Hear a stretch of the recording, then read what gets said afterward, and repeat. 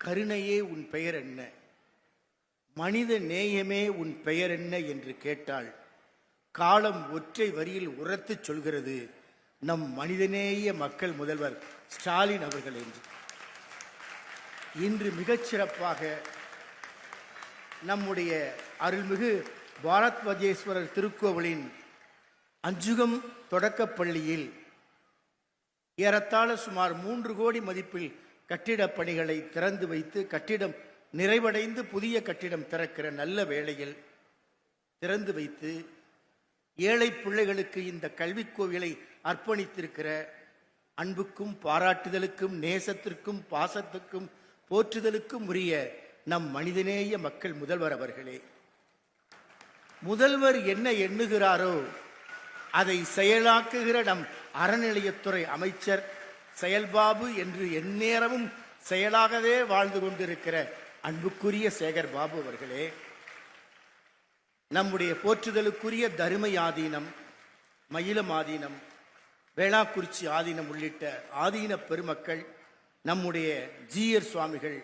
அனைவரும் வீற்றிருக்கிற இந்த புனித பேரவையில் நம்முடைய அறநிலையத்துறை செயலரும் ஆணையரும் மற்ற அலுவலர் பெருமக்களும் இருக்கிற இந்த அரங்கத்தில் சில செய்திகள். அன்பு குழந்தைகள் மகிழ்ச்சியின் துள்ளலோடு இருக்கிறார்கள். உங்கள்கிட்ட பேசலாமாப்பா? உங்கள்கிட்ட பேசலாமா? முன்னாடி ஒரு படம் பார்க்குறீங்களா? அது யாரோட படம்? நம்ம முதல்வர் ஐயா குழந்தைகளோட இருக்கிற படம். கடைசியில எதுக்கையும் முதல்வர் ஐயா குழந்தைகளோட இருக்கிறார். இப்ப மேடையில நீங்க சின்ன சின்ன ஆசைன்னு பாடுனீங்க, ஆடுனீங்க. எங்களுக்கும் ஒரு சின்ன சின்ன ஆசை அனைவருக்குமே, நாங்களும் குழந்தையாய் பிறந்திருக்க கூடாதா? நம் மனிதநேய மக்கள் முதல்வரின் அரவணைப்பில் இருப்போம். மகிழ்ச்சி, உங்கள் மகிழ்ச்சி ஆரவாரத்திற்கு நன்றி.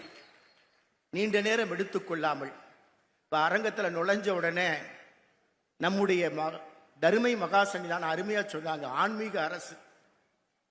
ஆன்மீகம் என்பது தன்னை அறிவிப்பு செய்வதில்லை, தன்னை பறைசாற்றிக் கொள்வதில்லை, அடையாளங்களால் காட்டப்படுவது மட்டுமல்ல. ஆன்மீகம் இதயத்தின் உள்ளார்ந்த அன்பில் காட்டப்படுவதே ஆன்மீகம். அதுதான் ஆன்மீகம் என்றால் அந்த ஆன்மீகத்தில் முத்தமிழறிஞர் கலைஞரும் நம் மனிதநேய மக்கள் முதல்வரும் எப்போதும் முதன்மையாய் இருக்கிறார்கள். அடிக்கடி கலைஞர் சொல்லுவாங்க, தெய்வீக பேரவை என்ற அமைப்புல சன்னிதானங்களை சந்திக்கிறப்பெல்லாம் சொன்னாங்க, அவர்களை பாராட்டுகிற போது சொன்னாங்க, மகா சன்னிதானங்களை பற்றி பாராட்டுகிற போது, தன்னை பாராட்டுகிற போது கலைஞர் சொல்லுவாங்க, நான் கடவுள் ஏற்றுக்கொள்கிறேனோ இல்லையோ, நான் கடவுளை ஏற்றுக்கொள்கின்றேனோ இல்லையோ, கடவுள் ஏற்றுக்கொள்ளத்தக்க வகையில் நான் செயல்படுகின்றேனா என்பதுதான் முக்கியம். அப்படி பார்த்தால் நம்முடைய ஆன்மீக முதல்வராகவும் விளங்குவர் தான் நம்முடைய முதல்வர். அரங்கத்தில் நுழைஞ்ச உடனே தூத்துக்குடியைச் சேர்ந்த நம் செல்வம் பற்றி அவர்கள் சொன்னாங்க, அவர்கள் சொல்வதுதான் உண்மையான சான்றிதழ். ஏராளமான கோவில் திருப்பணிகள் நடைபெற்றுக் கொண்டிருக்கிறது. தருமை ஆதீனம் இந்த மேடையிலே அதற்கான மிகச்சிறந்த பாராட்டை வழங்கினார்கள். இதுதான் உண்மை. இந்த உண்மையை மிகச்சிறப்பாக ஆன்மீக பணியை ஆற்றிக் கொண்டிருக்கிற முதல்வர் அவர்களை பாராட்டுகிறோம். ஏழைக்கு எழுத்தறிவித்தல் கோடி புண்ணியம். எது கோடி புண்ணியம்? ஏழைக்கு பாரதி சொன்னார், அதை நிறைவேற்றி காட்டுகிறவர் நம் முதல்வர் அவர்கள். எட்டாக்கனியாக இருந்த கல்வியை எல்லா பிள்ளைகளின் கைகளிலும் பறித்து கொடுத்த அன்புக்குரிய முதல்வர் அவர்களை நாம் பாராட்ட கடமைப்பட்டிருக்கிறோம். கும்பகோணத்தில் சில ஆண்டுகளுக்கு முன்பு நண்பகல் வேளையில் ஒரு தனியார் பள்ளியின் கூரை தீப்பிடித்தது. தீப்பிடித்த நேரத்தில் நாமும் அங்கே சென்று அந்த குழந்தைகளின் பெற்றோருக்கு ஆறுதல் கூறினோம். அந்த நேரத்தில் அங்கே தளர்வுற்ற நேரத்திலும் நம் முத்தமிழறிஞர் அன்றைக்கு முதல்வராய் இல்லை, இருந்தபோதும் சமூக பொறுப்பை எண்ணி கும்பகோணத்திற்கு ஓடோடி வந்து குழந்தைகளின் பெற்றோருக்கு ஆறுதல் கூறினார்கள். 2 பேரும் மதிய வேளையில் நம்முடைய கலைஞர் அவர்களோடு உரையாடி கொண்டிருந்தோம். இதற்கு என்ன தீர்வுன்னு நீங்க நினைக்கிறீங்கன்னு கேட்டாங்க. ஐயா, நம்ம ஏழை பிள்ளைங்க படிக்கிற பள்ளிக்கூடத்தை எல்லாம் கூரையில்லா பள்ளிகளை உருவாக்குவோம், அதுக்கு என்ன செய்யணும்?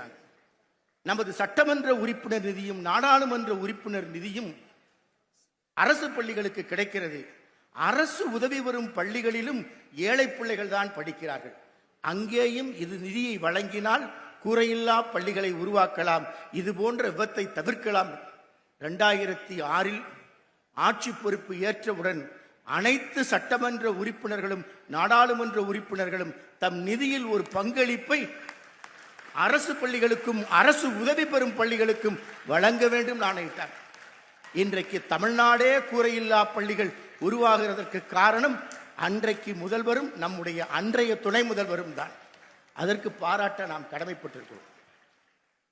போலந்து நாடு, அந்த நாட்டில் நிறைய குற்றச்செயல்கள் நடந்தது ஒரு காலகட்டத்தில். இதுக்கு என்ன காரணம்னு ஆய்வு செஞ்சாங்க. ஆய்வுல ஒரு கசப்பான உண்மை, எந்த பிள்ளைகளுக்கு அப்பா அம்மா இல்லையோ அந்த பிள்ளைகளை சமூக விரோத சக்திகள் பயன்படுத்துறாங்க. அதனாலதான் இந்த மாதிரி குற்றச்செயல்கள் நடைபெறுகிறது. உடனே போலந்து அரசாங்கம் ஒரு உத்தரவு போட்டது, ஒரு நாளை நிர்ணயம் செஞ்சது. இந்த நாள் வரைதான் அனாதை குழந்தைகள் இந்த நாட்டில் இருக்கும். யாராவது இந்த குழந்தைகளை தத்தெடுத்துறணும். அப்படி தவறினால் அந்த குழந்தைகள் தீயிலிட்டு பொசுக்கப்படும். அனாதை குழந்தைகளுக்கு தாயும் தந்தையுமாயிருந்த ஒரு மத போதகன், அந்த பிள்ளைகளுக்கு அவர் தான் அப்பா அம்மா. மரண தேதியை நிச்சயிக்கிட்டாங்க. ஆனா அந்த குழந்தைகளுக்கு மரணமே தெரியாம கடைசி நொடி வரை, மரணத்தை நோக்கி அந்த குழந்தைகள் நகர்கிற வரை அந்த குழந்தைகளோடு ஆடி பாடி மகிழ்ந்து அந்த குழந்தைகளை தீயில தூக்கி போறப்ப அவரும் சேர்ந்து தீயில விழுந்துட்டார். அவர் நினைவாக தோன்றியதுதான் ஆடல் பாடலோடு கூடிய கற்றலின் கனிந்த முறை. அதனாலதான் சோவியத் சிந்தனையாளன் சொன்னான், குழந்தைகளுக்கு அறிவை கொடுங்கள் என்று சொல்லவில்லை, குழந்தைகளுக்கு மூளையை கொடுங்கள் என்று சொல்லவில்லை, குழந்தைகளுக்கு இதயத்தை கொடுங்கள் என்று சொன்னான் சுகோமின்ஸ்கி. அதை தன் வாழ்நாளில் குழந்தைகளுக்கு இதயத்தை மட்டுமல்ல தன்னையே தந்தவர்தான் நம் மனிதநேய மக்கள் முதல்வர். அதற்கு இந்த ஒரு படமே ஆதாரம். அந்த நிலையில் நான் நிறைய சொல்லலாம், ஆனால் காலம் கருதி, எந்த நாட்டில் ஆன்மீகமும் கல்வியும் எல்லா மக்களுக்கும் சென்று சேர்கிறதோ அந்த நாட்டில் எல்லோருக்கும் எல்லாம் கிடைக்கும் என்பது மாற்ற முடியாத நியதி. அந்த நியதியை நோக்கி ஆட்சி சக்கரத்தை நகற்றுகிற நம்முடைய முதல்வர் அவர்களுக்கு நன்றி கூறி, எத்தனை திட்டங்கள் உங்களுக்கு தெரியல. நாம் முதல்வன் திட்டம், குறிப்பாக அதில் நேரடியாக பயன்பெற்ற நம்முடைய கல்லூரி பாபநாசத்தில் இருக்கிற திருவள்ளுவர் கல்லூரி. கடந்த மாதம் அந்த கல்லூரியில் ஒரு ஏழை மாணவர், அப்பாவும் அம்மாவும் கூலி தொழிலாளிகள், படிப்பு என்பது பகற்கனவாய் இருக்கிற அந்த மாணவன் நான் முதல்வன் திட்டத்தின் மூலம் IAS முதன்மை தேர்வில் வெற்றி பெற்றிருக்கிறான். அடுத்த மெயின் தேர்வுக்கு தயாராகி கொண்டிருக்கிறான். அதுவும் மாண்புமிகு முதல்வர் அவர்கள் ஆணையால். ஆக ஒரு IASகளை, IPSகளை, மருத்துவர்களை, பொறியாளர்களை உருவாக்குகிற பணியை இன்றைக்கு நம்முடைய கல்வி திட்டம் சிறப்பாக செய்து கொண்டிருக்கிறது நம் முதல்வர் அவர்கள் தலைமையிலே. அதனால நம்ம முதல்வருக்கு நாம் நிறைய கண்டிப்புடன் பட்டிருக்கிறோம். ஒரே ஒரு கோரிக்கை இல்லாமல் இருக்க முடியாது.